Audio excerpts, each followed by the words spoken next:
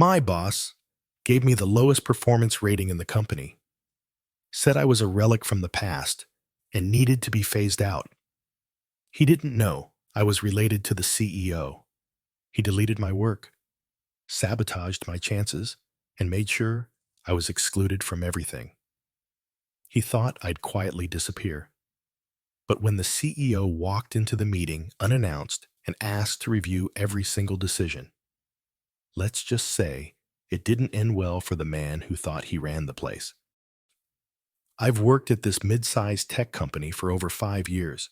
Not a startup, not a giant corporation, just big enough to matter, but small enough that people actually knew each other's names. In those 5 years, I climbed my way up from junior analyst to lead project coordinator. I'd been on every major product launch, stayed late countless nights, and even pulled off a few impossible deadlines when the company's reputation was on the line. People knew me, respected me. I wasn't flashy. I wasn't loud, but I got things done, quietly, consistently. We were like a family, or at least we used to be. Then everything changed. The CEO, my uncle, took an extended leave, personal reasons, they said. Some speculated health. Others thought he was just burned out, but no one knew for sure. And I didn't tell anyone the truth, that he was my uncle, my mother's younger brother. I didn't want special treatment. Never had I wanted to earn my place like anyone else. So I kept my mouth shut. Nobody in the office knew. With the CEO gone, the board brought in a temporary executive team to keep things running. New leadership, fresh eyes, that's what they called it. That's also when he arrived. Ethan Monroe. He was brought in as the new head of product development, my department. Polished, confident Ivy League smile with just a hint of arrogance. He had a long resume full of big companies and short tenures. The kind of guy who talked more in meetings than he listened. At first, I gave him the benefit of the doubt. Maybe he was ambitious. Maybe he was trying to prove himself. I'd been around long enough to know that new bosses like to make waves early on. It's textbook management. So I told myself not to take anything personally. I even tried to help. I brought him up to speed on our workflows, introduced him to key team members, even shared insights from previous launches that had worked really well. He smiled, nodded, said, "Thanks, that's useful," and then started doing things his way. At first, I chalked it up to leadership style, but then I noticed something strange. In our first big team meeting, he barely looked at me. He assigned major pieces of a new project to people who had only been here a few months, bypassing me entirely. I told myself not to read into it. Maybe he had a different vision. Maybe I needed to be patient. But then it kept happening. My name was missing from planning documents. Project outlines that I had written were edited. Words twisted, contributions erased. Once I found a report I'd submitted with major sections rewritten. The tone turned negative, cold. Almost like it was meant to make me look incompetent. Even more telling, every idea I pitched shot down. Didn't matter if it was backed by data, client feedback, or even supported by the team. Ethan would dismiss it with a smirk and a comment like, "That's not the direction we're going anymore," or "I'm looking for more forward-thinking solutions." Meanwhile, when newer team members said the exact same things in different words, he'd say, "Now that's what I'm talking about." At first, my coworkers noticed. A few even whispered to me after meetings, "Why is he treating you like that? Dude, your idea was better than his." But over time, even they went quiet. People started avoiding eye contact. Meetings happened without me. Emails that I used to be copied on just stopped showing up. It didn't take long for the rumors to start. That I was coasting. That I was out of touch. That maybe I'd peaked a few years ago. and now I was just riding the wave of past success. Some even said I had an attitude problem, that I didn't adapt well to change, the most painful part. No one said it to my face. I tried to confront Ethan once, pulled him aside after a team sync, and said, as respectfully as I could, "Hey, is there something we need to talk about?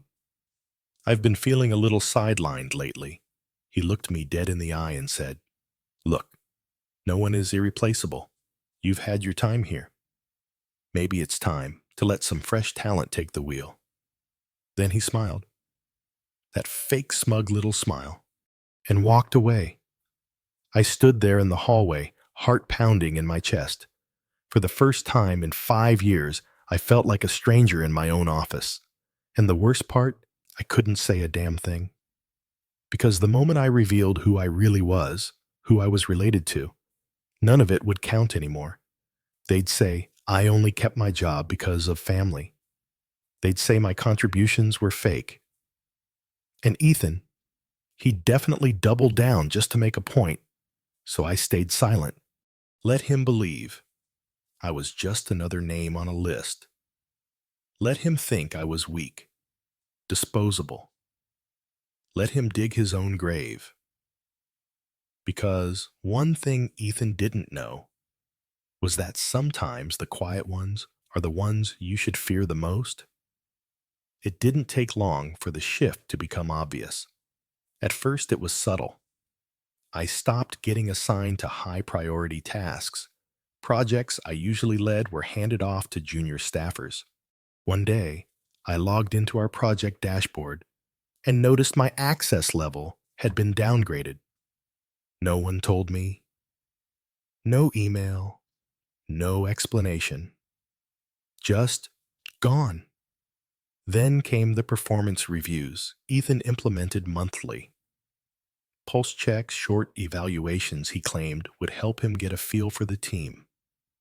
But somehow, every time mine came back, the feedback was vague and passive-aggressive, not aligned with new direction, resistance to evolving workflows, fails to demonstrate collaborative mindset.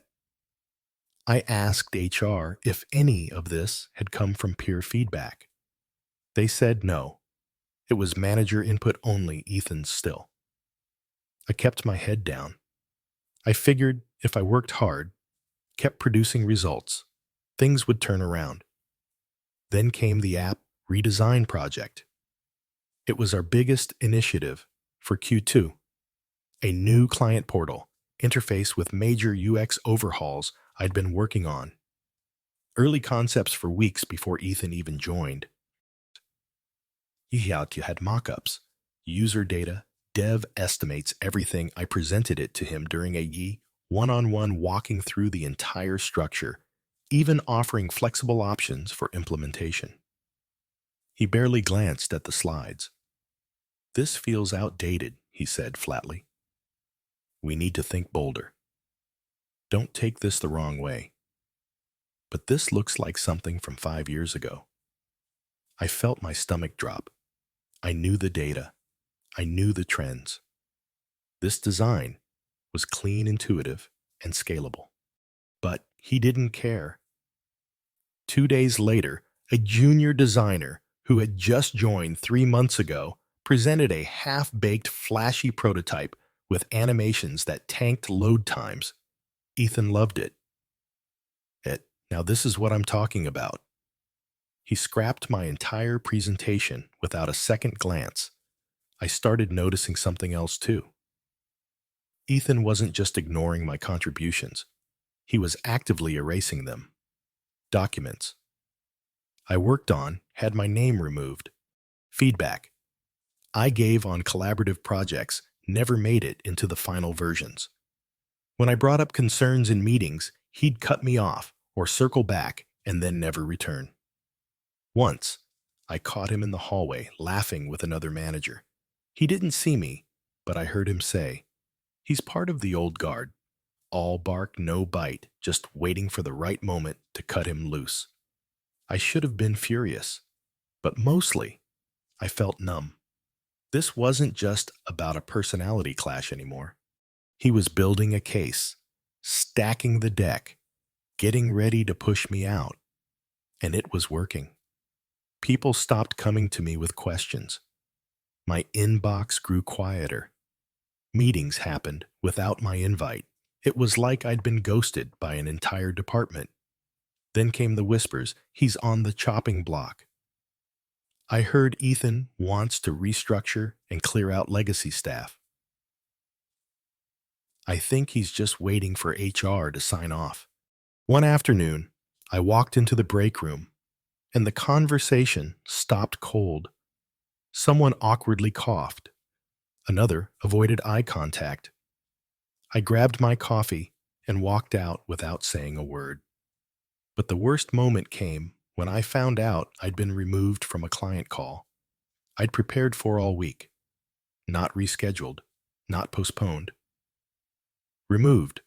I only found out because the invite disappeared from my calendar. I confronted Ethan in private. Was there a reason I wasn't on the call today? He looked at me like I was a piece of furniture, asking questions. Simple. We needed a more agile team. I didn't think your skill set aligned with what that client needed. I clenched my jaw. You could have said something, I just did. And with that, he turned back to his laptop, dismissing me with a click of his mouse. That night, I stayed late, sat alone in the conference room reviewing every document, every comment, every piece of feedback that had been twisted or tampered with. Over the past 2 months, I started collecting emails, tracking edits, even exporting version histories. Not out of paranoia, but because I knew exactly where this was headed. He wasn't just trying to humiliate me. He was setting me up to be terminated. And if I was going down, I wasn't going down quietly. The final straw came during our quarterly review prep. We were prepping to present performance data to senior leadership, something I'd done at least 10 times over the years, but this time I wasn't on the agenda. I was barely a footnote. Instead, Ethan handed out a new organizational chart during our pre-review meeting, and in it, my name wasn't listed at all. When I asked about it, he looked up with a smirk. Oh, right. That must be the old version. My bad. He said it like it meant nothing, but the message was clear. I was being erased. Phase by phase, piece by piece, and unless I did something soon, he'd win. Or so he thought. The turning point came with the Liberty Tech proposal. Liberty Tech was a Fortune 500 company shopping for a new digital infrastructure partner. The contract was massive 6 figures in the pilot phase alone and potentially millions over the next 2 years. When the RFP hit our inbox, the entire floor buzzed. Everyone knew this was the project to put our division on the map. And I knew this space I had worked with a similar client 2 years prior. I even had leftover research and internal metrics we could repurpose, so I got to work. Nights, weekends, I dove in. I built the full demo. Mock-ups myself. I rewrote sections of our old documentation, updated data, benchmarks, even rehearsed a pitch script that accounted for all 4 Liberty Tech decision makers. I had the solution. All I needed was a chance to deliver it.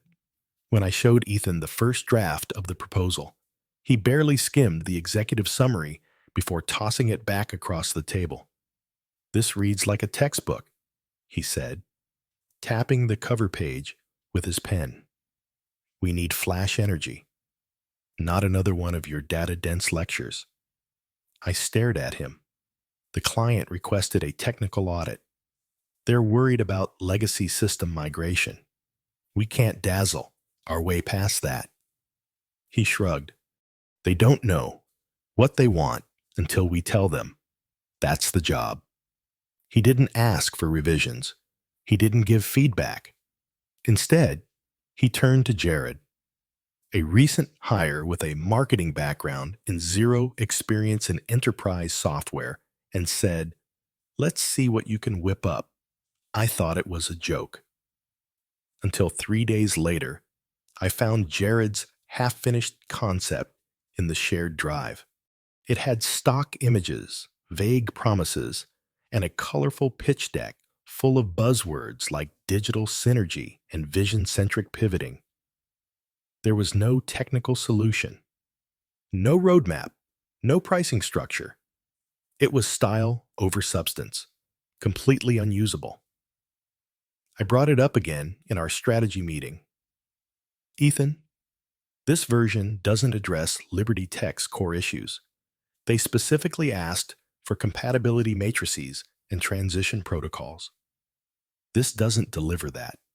He gave me that condescending smile again, the one I'd come to loathe. Well, maybe that's not what they really want. Maybe it's time we let the next generation bring new energy to this pitch. I opened my mouth to argue, but he cut me off. We'll go with Jared's version. Meeting adjourned, the pitch bombed. Liberty Tech sat through 15 minutes of fluff, asked 2 technical questions Jared couldn't answer, and ended the call early. We lost the bid. No surprise. What did surprise me was what happened after. The next day, Ethan called an emergency team meeting. Everyone gathered around as he projected a slide deck titled Q2 Lessons Learned Accountability in Action. Slide 1, a list of missed opportunities on the Liberty Tech project. Guess whose name was at the top? Mine, his justification. Failure to support new strategic direction. He spun a narrative where I had refused to help the new team adapt, where I had undermined the proposal by withholding knowledge, where I had been passive-aggressive in meetings and resistant to change. It was a masterclass in corporate gaslighting. And worst of all, no one spoke up. I looked around the table, faces I'd worked alongside for years, and saw nothing but silence, avoidance, fear. Ethan had them wrapped up tight.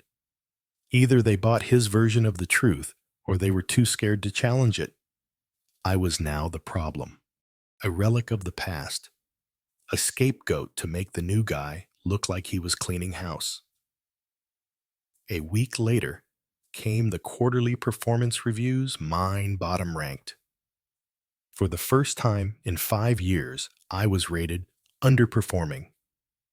The write-up said, I failed to align with department vision, demonstrated insufficient adaptability, and my favorite, lacked initiative. The same quarter, I worked nights and weekends on a proposal that got trashed. The same quarter, I led 3 bug fix rollouts ahead of schedule. The same quarter, I trained 2 junior hires on architecture and back-end protocols. None of it was mentioned.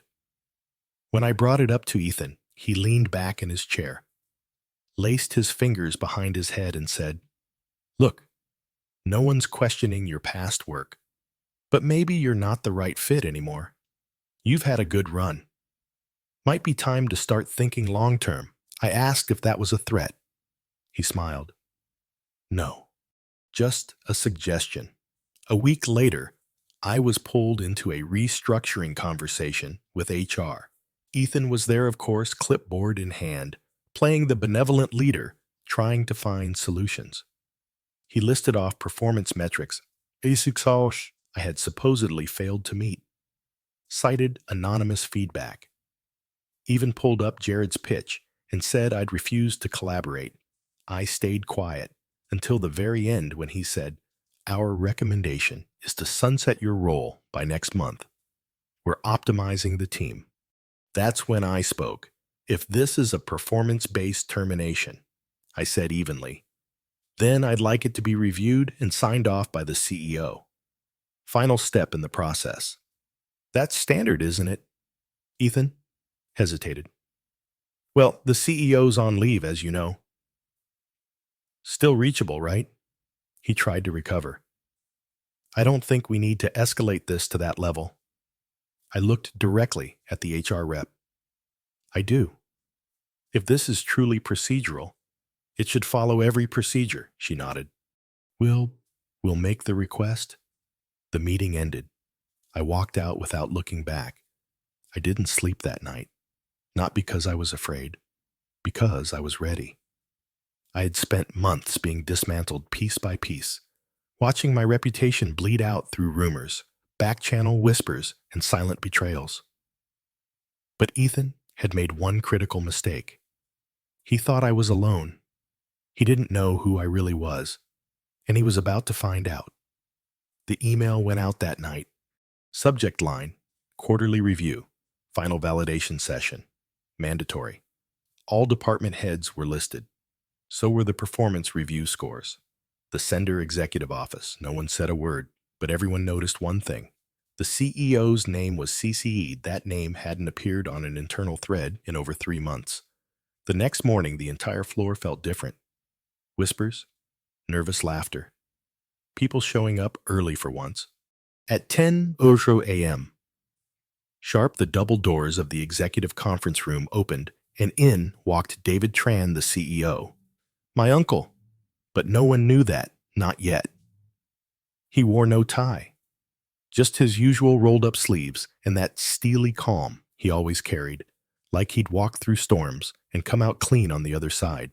Ethan stood near the whiteboard, visibly pale, but trying to fake control. David, hey, I wasn't sure you were still in town. David held up a hand. Let's get started.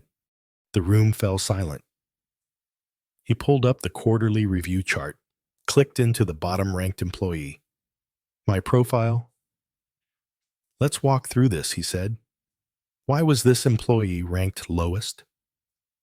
Ethan cleared his throat. As outlined in the assessment, failure to adapt to new leadership, lack of collaboration, resistance to direction. David turned to the room. Anyone here directly experienced this? Can you confirm these issues? Silence. People shifted in their seats. Eyes darted. No one spoke. David nodded slowly. Interesting. Then he clicked into the Liberty Tech proposal record. I understand. This employee submitted an early draft that was not used. Ethan forced a smile. Correct. It lacked the energy we wanted to convey. David swiped again. The pitch deck from Jared appeared. Did this win the contract? No. David looked up calm but razor sharp. So we tossed a comprehensive solution and went with marketing fluff, and then blamed the person who built the actual framework. Ethan tried to laugh. That's a bit reductive, but David cut him off. I've seen the internal emails. I've reviewed the commit logs, the meeting transcripts, the time-stamped edits to the performance report. He turned to me. You said nothing in your own defense. Why? I looked around the room. Faces wide-eyed, stunned, and I said, because if the process is real, the truth speaks for itself. David nodded. Good answer. Then he pulled out a printed email.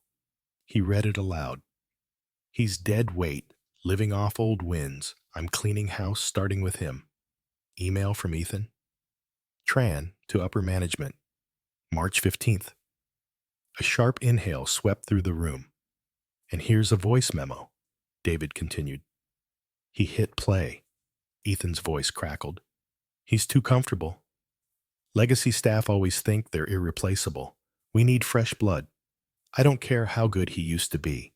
I want him out. Gasps. A dropped pen. Jared looked like he wanted to melt through the floor. David placed the memo recorder down. Manipulating evaluations. Discarding deliverables. Undermining a veteran employee with falsified feedback. And you never even asked yourself who you were messing with. He finally turned to Ethan. Do you know who he is? Ethan scoffed. Some overpaid relic. He's my nephew. Silence. Dead silence. David stepped closer. I didn't hire him. I told him not to tell anyone. Because I wanted to see if he'd rise on his own, and he did. every single year, earned his seat at this table. More than most. Ethan's face drained of color. David looked at the room. Let me be clear. This is not about nepotism. If he'd been useless, I'd have let him go myself. But instead, he's been sabotaged, humiliated, and nearly pushed out, all under the excuse of optimization. He picked up the review report and dropped it into the trash bin. Then he looked Ethan in the eye. You have 1 hour to pack your things. The room stayed frozen, long after David left. People avoided eye contact with me, unsure of what to say. Some embarrassed, some quietly relieved. I didn't gloat. I didn't smile. I just stood, gathered my notes, and walked out, head high. That afternoon, David called me to his office. He offered me the open team lead position, the one Ethan had been sitting in. But I shook my head. I don't want it, just because I'm family, he smiled. You're not getting it because you're family. You're getting it because your team just sent me a signed letter asking for you to lead them. Every single one of them. I sat back in shock. What? He handed me the page. 12 signatures. No coercion. No pressure. Just people who finally saw the truth and chose to stand with it. I didn't say anything during the conversation with the CEO. I just looked down at the piece of paper with all my team members' signatures. Each signature was a commitment, a statement that I wasn't just part of the team, but someone they believed in, someone they wanted to lead them through future challenges. It felt different, as though I had crossed a threshold where I was no longer bound by misconceptions or wrong assumptions from others. I didn't gloat, but I knew I had made it through the darkest period of my career. As I walked out of the CEO's office, I lifted my head high for the first time in months of being pushed down. It wasn't that I didn't feel bitter. I did. But I knew I had come through it by my own actions and efforts. Everything was coming to an end, not with a grand gesture from my family, but through my own resilience and determination. My team had stood by me, protected one another, and proved that our efforts were deserving of recognition. A week later, Ethan was reassigned to another position. But what truly satisfied me wasn't seeing him get fired. It was the look in everyone's eyes in the meeting room when they saw me promoted. No one talked about the bad reviews anymore. No one remembered the falsified reports. All of that had been erased. And the last thing I said before leaving that meeting room, one simple sentence encapsulated everything I wanted to convey. To truly be irreplaceable, you have to earn it, not just by blood. I knew that in a world where everything can change, the truth and hard work would always prevail. And once again, I had proven that.